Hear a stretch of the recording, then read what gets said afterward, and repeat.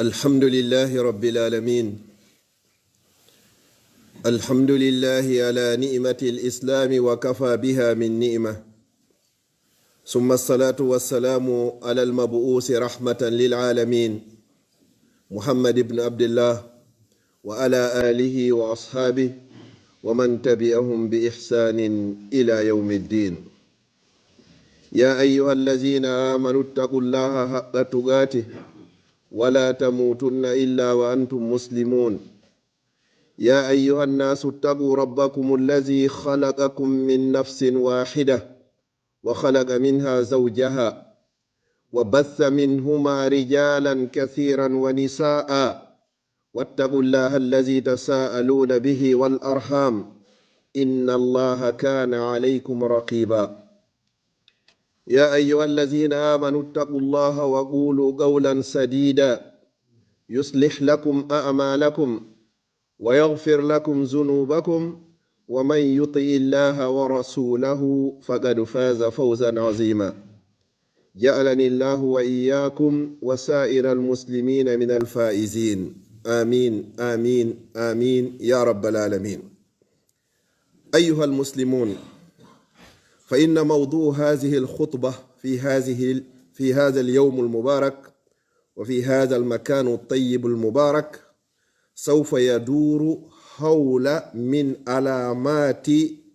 التي تعرف به أن الله يحبك. 4 علامات تعني أن الله سبحانه وتعالى يحب لعبده. فائروني بالأسماء والقلوب، فالله جل وعلا أسأل أن يجعل كل كلمة أقولها هنا خالصة لوجهه الكريم، وكما أسأل جل في علا أن يجعلكم من الذين يستمعون القول فيتبعون أحسنه، أولئك الذين هداهم الله وأولئك هم أولو الألباب. musidɓe julɓe tedduɓe ɓawo yettude allah o bajjo seniɗo wowɗo mo ronkata wiyeteɗo allah mo mara nando mo mara ɗimmo, juula e ɓurnaɗo tagi fo ngon sallallahu alayhi wa sallam muhammad ibnu abdullah, o mo allahu on tagiri o nuliri tawata ko yurme e nden wonande tagi fo ngon. wama arsalnaka illa rahmatan lil alamin. ko tagi kon fo tawi kadi ko oɗo allah subhanahu wa ta'ala ɓuri yiɗude. kala heɓayɗo peewal ko be o iwtira ɓaawo muhammadu sallallahu alayhi wa sallam.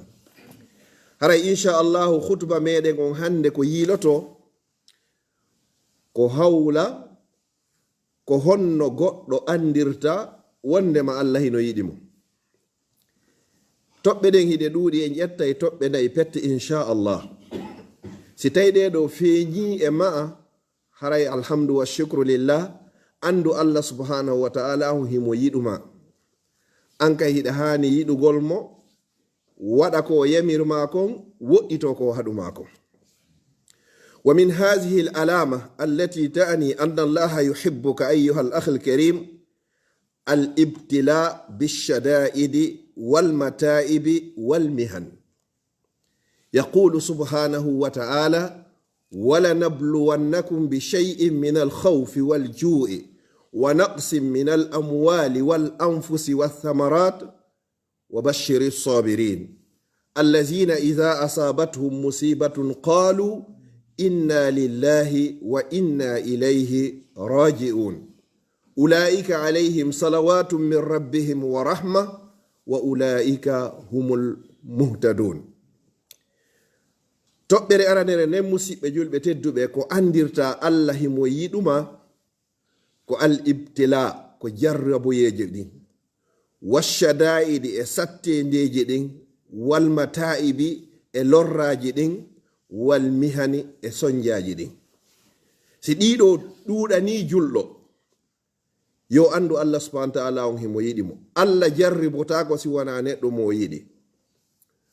inna allaha, yaqulu nabi sallallahu alayhi wa sallam, inna allaha iza ahabba abdan ibtala. si allah yiɗi tun jiyaɗo on o jarribotomo. go'o o jarriborama taw ka hoorema, ka ɓanduma liɓugol nawnaji, nde nduwaɗo hino dikka ndeɗo no memminade. o jarriboroma kadi ka ɓanduma, o jarriboroma kadi ka ɓeygurema, ka sonnajo ka ɓiɓɓe. Woɓɓe o jarribotoɓe ɓe jomba ɓe ronka heɓude ɓiɓɓe few, ɗum ko jarrabuye. Woɓɓe o jarriboraɓe ɓe heɓa ɓiɓɓe ronka fewude few, ɗum kadi ko jarrabuye. Woɓɓe kadi o jarriboraɓe ɓiɓɓe heɓo kadi o ronka heɓude ko inna no falana ɗum few, ɗum kadi ko jarrabuye. Ɗi jarrabuyeji ɗo fuu kaka nder ɓeygure. Woɓɓe kadi o adda ɓeygure nden hande timma tis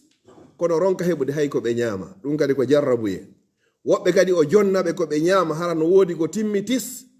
kono hara tigi tigi on ala ñaamoɓe, ronka heɓude ɓiɓɓe fof.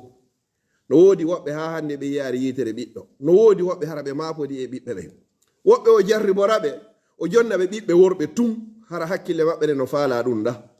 Woɓɓe o jarriboraɓe o jonnaɓe ɓiɓɓe rewɓe tun hara hakkille maɓɓe ɗen kay ko ɗum ɗa woni ko faala. Woɓɓe o jarriboraɓe ko wiyete kon jawdi, kala ko ɓe immani hino newi, kala gollal kum ɓe fuɗɗani fino jawdi heɓorta Allah newinana ɓe laawol ngol, ɗum kadi ko jarrabuye. Woɓɓe kadi o jarriboraɓe o sattinana ɓe ha tawata kaɓe memiri o haysino hoyno ɗon satta hande kadi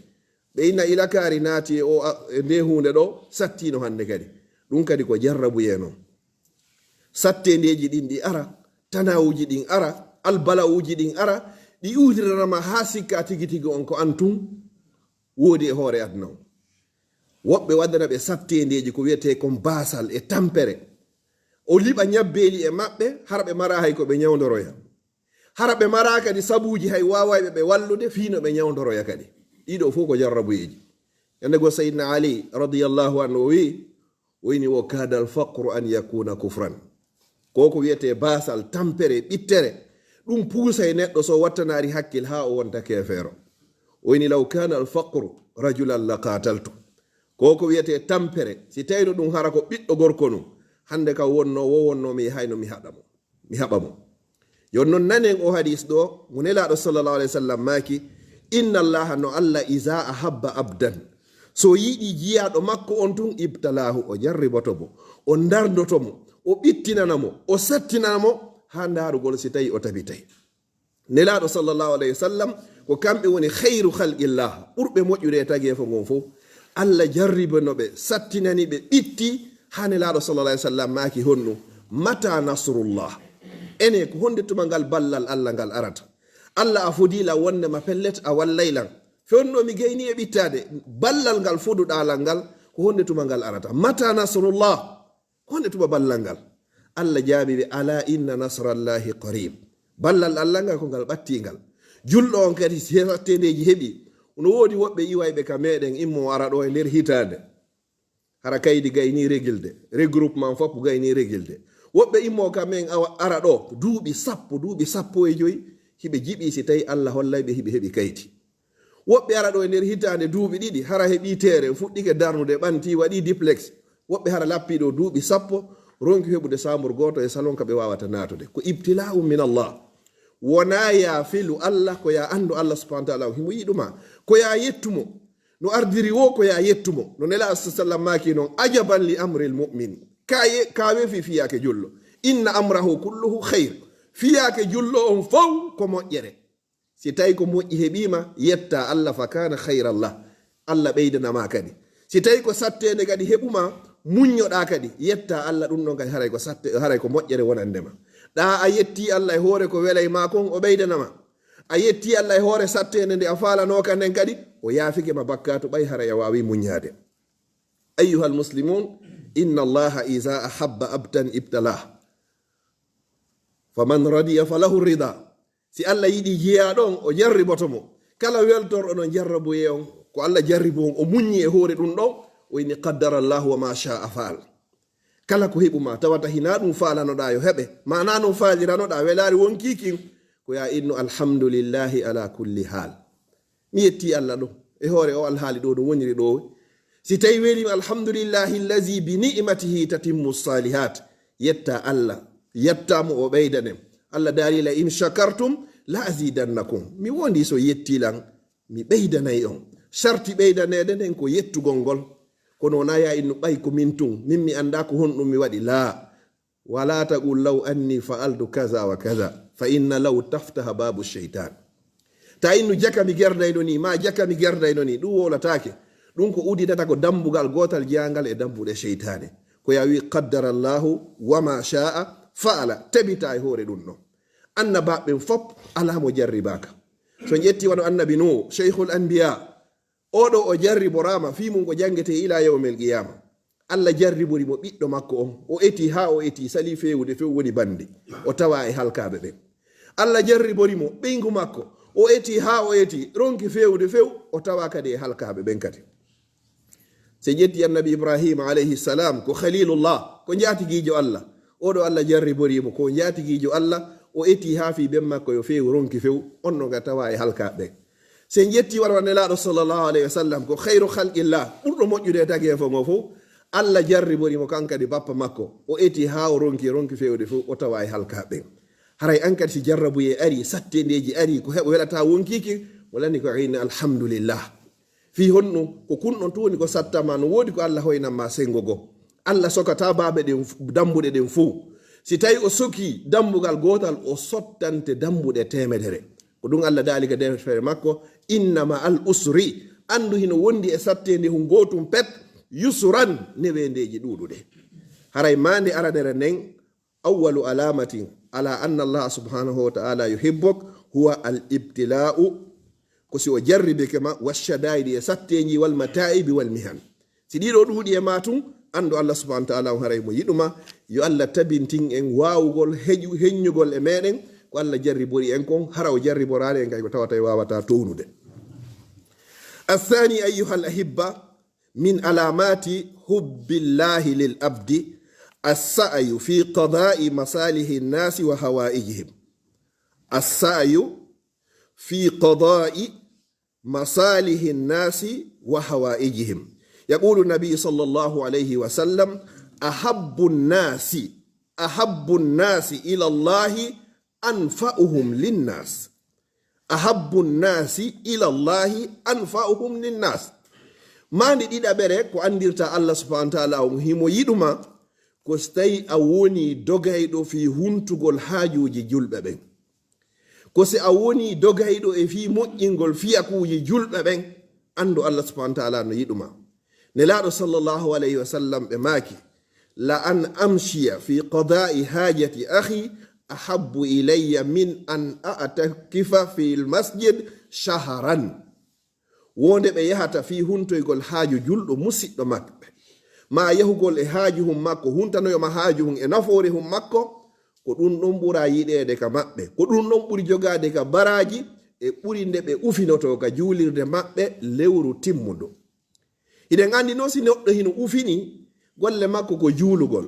e jangugol e jantagol inde Allah e insinagol ko ɗum ɗon woni golle makko ɗen haray fotte kadi himo ufini ka nder juulirde malaika ɓe no toranade mo Allah allahumma ighfir lahu allahumma arhamhu allahumma tubu alayhi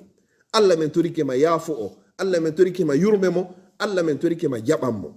kono neɗɗo accitayɗo haaju mum fiya haaju musidɗo makko fiyo laatoyo o yaha fi nafoore musidɗo makko ɗum ɗon ɓuri jogade baraji ka Allah e di ufinagol e nder juulirde nelaɗo sallallahu alaihi wasallam lewru timmudu jon noon musidɓe julɓe tedduɓe sa ɗowti musidɗo ma e haaju makko so huntoyiki eɗa mari baraji so huntoyaki kadi haray hiɗa mari baraji nelaɗo sallllahu alayhi wa sallam e maaki wo ahabbu nnasi ila llah ko ɓura yiɗede e yimɓe ɓen fof na dey julɓe ɓen tun ko ɓura yiɗede e yimɓe ɓen fof ka Allah wo ko anfa'uhum linnas ko ɓurɗo nafude ɓe wo no nafirɗa ɓe wo noon kadi ɗa wawi ɓe nafirde konngol ɗa wawi ɓe nafirde jungo ma ɗa wawi ɓe nafirde konngol ma ɗa wawi ɓe nafirde hakkille maɗen feere ma nden hiɗa wawi jonnugol ɗo goɗɗo feere wotere nden wawa wonde sabu ko nafimo e nder gurdam makko ɗam fof hiɗa wawi kadi ƴettude goɗɗo ukkamo ɗo e feere nden lorramo fayda e nder gurdam makko ɗam fof ɗum ɗon fof haray a nafimo anfa'uhum linnas si tawi hiɗa anniɗa nafude julɗo ɓen andu ko an ɓura yiɗede ka Allah nelaɗo sallllahu alayhi wa sallam ɓe maaki wondema ko ɓura yiɗede ka Allah kon fof ko ɓurɗo nafugol julɓe ɓen si tawi noon hiɗen andi ko woni ufinagol e nder juulirde baraji ko woodi ton kon tawi noon wallitagol musidɗo ma julɗo ko ɗum ɗon ɓuri mo jogade baraji ka Allah haray koye wattan hakkil ko ɗum si ɓe maaki e hadis go almuslimu ko wiyete julɗo tigi tigi man salima almuslimuna min lisanihi wa yadi ko on mo julɓe ɓen daɗi bone ngo jungo makko e bone ngal ɗengal makko a yennataɓe a piyataɓe a lampotakoɓe a kortotaɓe a wata wonde kadi sabu haɓe lorro kadi. Joni noon ɗiɗo ɗiɗi ɓurata lorrirde goɗɗo, jungo ngon e ɗengal ngal, ño'ugol mo, fenugol e hoore makko, towjugol mo, bonnugol inde makko, ko ɗiɗo ɓuri hulɓinade. Neɗɗo noon si o wona e julɗo haqqan o tertoto ɗiɗo. Min husni islamil mar'i tarkuhu ma la ya'ni. Ko ɓuri moƴƴude e moƴƴanda diina julɗo kon fof ko ya terto kala ko anduɗa ɗum ɗo darama. Allah dalika deftere makko, wala taqfu ma laysa laka bihi ilm. Wata wowlude kala ko a joganaki ɗum gandal. Fi honɗum inna sam'a wal basara wal fuada kullu ulaika kana anhu mas'ula. Ɗiɗo fof ɗi landitoyte. A dari ke ñallal fof a wowli e hoore julɗo musidɗo ma ko a joganaki dalil, ma haysta jogani dalil, siko himo yeeso ma susata wowlugol, fiyo jaasu, fiyo hoyu, fiyo inde makko bonu. Andu do Allah landitoytoma yawmal qiyamati li yawmin tashkhasu fihi al absar. Yande wallinaɗa ka nder gaburu antum hiɗa waali ɗum munkare nakire aɗi immimma ɓe landitotoma ko wolnoɗa ɗo hiɗa jogani dalil, ko fi hon ɗum wowlanɗa ɗum ɗo. Allah landitoytoma ɗum ɗo hara ko antum woni to. Ne Imamu Shafi'i kamɓe ɓe maake rahmatullahi alayhi, hakke ko ɓe woɗɗiti e fi wowlugol inde goɗɗo, ɓe inni hay e gooto ɓe ño'ata ɓe wowlata inde makko e ɓaawo makko. Wosi tawi kadi ɓe waɗa ko inde yumma maɓɓe nden, ko yumma maɓɓe ɓe ño'ata e ɓaawo maɓɓe. Ay ɓe landama ko fi honno ɓe inni hara si moƴƴereji an ɗi ƴettoyama hara ko yumma an woni ko hendoto, kono hay ɓe mi ala ño'ude ɓe ɓaawo maɓɓe. Hakke ko ɗum ɗo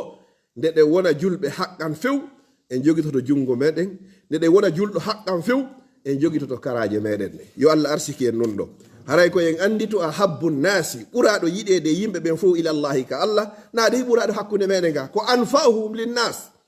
Haray ko ɓurɗo nafude julɓe ɓe wo hande kadi enen ga tigi ɗo hakkudeji meɗen. Si tawi nde yawɗa ka kaariji o haaji humma huntoto e yahi ha hande kadi fi makko jonnodire hande kadi e kaari no nafi. Ayyuhal muslimun, fal abdu allazi yas'a li khidmati al akharin wa yaqdi hajatihim fa huwa abdun muqarrabun ila Allah subhanahu wa ta'ala. Ɓe ni wo jiyaɗo, on jiyaɗo wonɗo e dogude yaha li khidmati al akharina fi kurkanagol yanganagol julɓe Allah ɓen, wa yaqdi hajatihim fi hajuji maɓɓe ɗin kadi hunto, wo fa huwa abdun muqarrabun ila Allah subhanahu wa ta'ala. Oɗo ko jiyaɗo ɓattinaɗo ka Allah subhanahu wa ta'ala. Haysi tawi enen hiɗe wikkimo kono yen andude ka Allah subhanahu wa ta'ala, fa huwa abdun muqarrabun ila Allah subhanahu wa ta'ala. Ja'alani Allahu wa iyyakum min haula. Aqulu qawli hadha wa astaghfirullah li wa lakum fastaghfiruhu innahu huwal ghafurur rahim.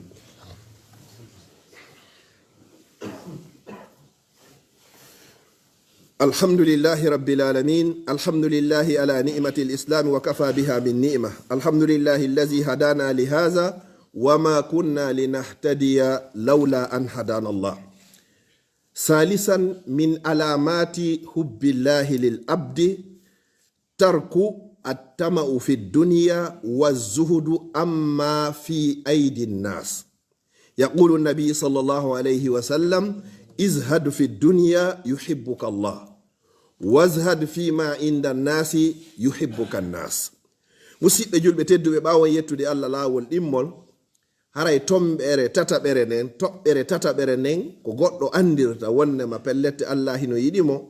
ko tarku tama'u fi duniya, ko accugol tañƴinagol tama'u e hoore o aduna. ƴetta e aduna on fi joɓari laakara ndin no ɓe wiiri noon ko ya ƴettu aduna on fiyo wonanen jooɓa laakara. Wa zuhudu amma fi aidi nnas, e ruɗagol ko woni e juuɗe bani adama. Allah no jogii ko lannata, o añana woni kono alaka e torede. Sa torike mo o jonnete ko lannata, ɓay so jonni en fof hay hunde ɗuytata e ko jogii kon. So ɗali en fof kadi hay hunde kadi ɓeydata e ko jogii kon. Jon noon nelaɗo sallallahu alaihi wasallam ɓe maaki wo izhad fi dunya, ruɗo e o aduna. Sa ruɗike o aduna yuhibbuka Allah, Allah yiɗete. Ruɗagol non ko aduna ɗo na de innugol a ɓornota ko coñci labaɗi, na ɗum ko ya ɓorno coñci labaɗi feere no woodi. Ruɗagol e o aduna na innugol kadi a ƴawata e otowal labangal, ƴew e otowal seera priwal si tawi feere no woodi. Ruɗagol ka aduna na innugol kadi ñamata ñamete yeɗɗuɗo, ñaamu ñamete ɓurɗo e yeɗɗude, ɓurɗo e moƴƴude. Ruɗagol e aduna na innugol hoɗata e suudu moƴƴuru, ko ya hoɗu e suudu hara kala hewtuɗo ɗon o tawa vraiment ɗo hino hoɗi ɗaɓɓa sonnajo moƴƴa kadi watta takko ma ɗon kadi ɗiɗo na innugol mi faala kadi ɗiɗo woni aruɗi ke aduna ko ya ruɗo e kala ko Allah subhanahu wa ta'ala on harmini kon ko ƴokkor ma ko ngad ƴetta ɗum ɗon gollira fi lakara wa inni wabtaghi fi ma ataka Allahu dara al akhira wala tansa nasibaka min ad-dunya jawdi ko Allah okkor ma kon gandal ko okkor ma kon feere ko okkor ma kon jahumo okkor ma on teddungal ngal okkor ma ngal gollitira ɗum ɗon fi no wurira gurdam moƴƴan kono hara yeggitari ñande go ko a latotoɗo fure sa heɓi jawdi Allah no yiɗi so neminima yo batte nema o yi'o e ma inna allaha yuhibbu iza an'ama ala abdihi an yura atharu ni'ma so neminima tu surtout haray hande kadi emo jogaki on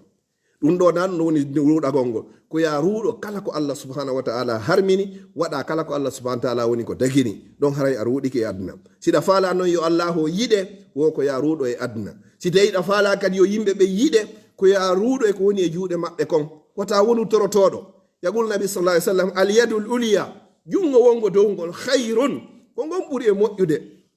min al yadi sufla edi jungo wongo leyngol neɗɗo okkowo on ko Allah ɓuri yide di okketeɗo eto ha an kadi wona hara ko a okkowo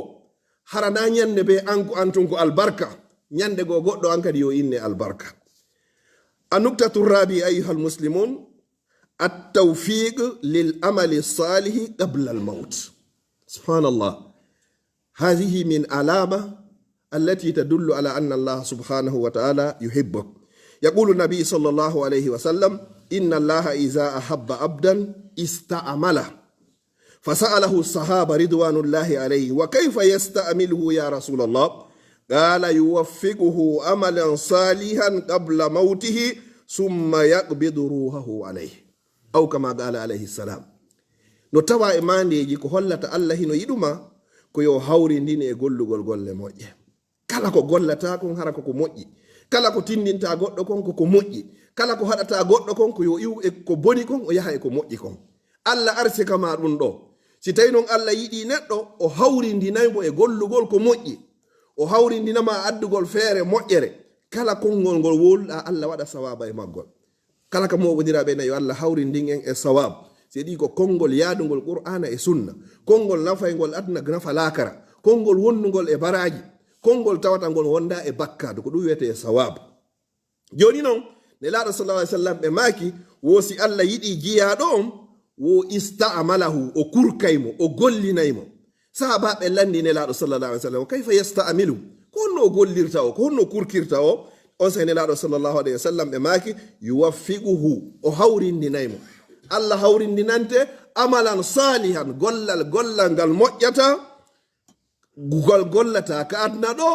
summa yaqbidu llah subhanahu wa ta'ala ruhahu wa huwa ala hadha al amalu salih Allah jeɓita wonki maki o ƴetta wonki maki o warama hara hiɗa e hoore ngal gollal moƴƴallo ɗum ɗo holli haray Allah subhanahu wa ta'ala hino yiɗuma ɗum woodi woɓɓe waɗa ɓe duuɓi capandati duuɓi capannayyi hiɓe he boni ko boni ko wujjugol jattugol toñugol yarugol fiimugol drogagol hala ko ɗiɗo tum den selkunde wotere Allah subhanahu wa ta'ala liɓa iman on e nder ɓerɗe maɓɓe ɗen ɓe tuuba ɓe rutto ɓe wonta julɓe haqqan hande kadi ɓe wuura e ɗum ɗon ɓe maaya e ɗum ɗon ɗum ɗo wiyete husnul khatima battane moƴƴo yo Allah okku en ɗum ɗo joni noon si Allah on yiɗima o hawrindinde gollugol ko moƴƴi o harande mo warama kadi koye hoore ko moƴƴi ko wonɗa on andi fewndo ɗo ni coupe d'Afrique no jouede si fuɗɗama tun arbitre on sifli goɗɗo yehi marki à la première minute kontatake a gañi ko markuɗo on ka sakkiti ɗon ko on noon innete gañi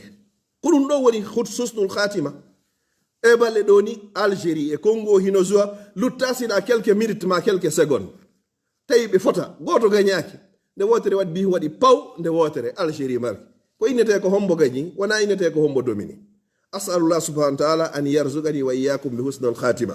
اللهم لا تفرق هذا الجمع المبارك إلا بذنب مغفور وسعي مشكور وعمل متقبل مبرور اللهم اجعل جمعنا هذا جمعا مرحوما وتفرقنا من بعد تفرقا معصوما اللهم لا تجعل فينا ولا معنا ولا من بيننا شقيا ولا مطرودا ولا محروما برحمتك يا أرحم الراحمين haray ɗen heɓi fatul leji boyi en toriki Allah subhanahu wa ta'ala yalla yafoɓe allahumma ighfir li hayyina wa mayyitina wa saghirina wa kabirina wa zakarina wa unsana wa hadirina wa ghaibina اللهم من أحييته منا فهي على الإسلام ومن توفيته منا فتوفى على الإيمان اللهم اشفنا واشف مرضانا وجميع مرضى المسلمين اللهم اشفنا واشف مرضانا وجميع مرضى المسلمين اللهم ارحمنا وارحم موتانا وجميع موتى المسلمين اللهم حبب إلينا الإيمان وزينه في قلوبنا وكره إلينا الكفر والفسوق والعصيان واجعلنا من الراشدين اللهم اجعلنا من الراشدين اللهم اجعلنا من الراشدين وصلى الله وسلم وبارك على نبينا محمد وعلى آله وصحبه وسلم تسليما كثيرا وآخر دعوانا الحمد لله رب العالمين.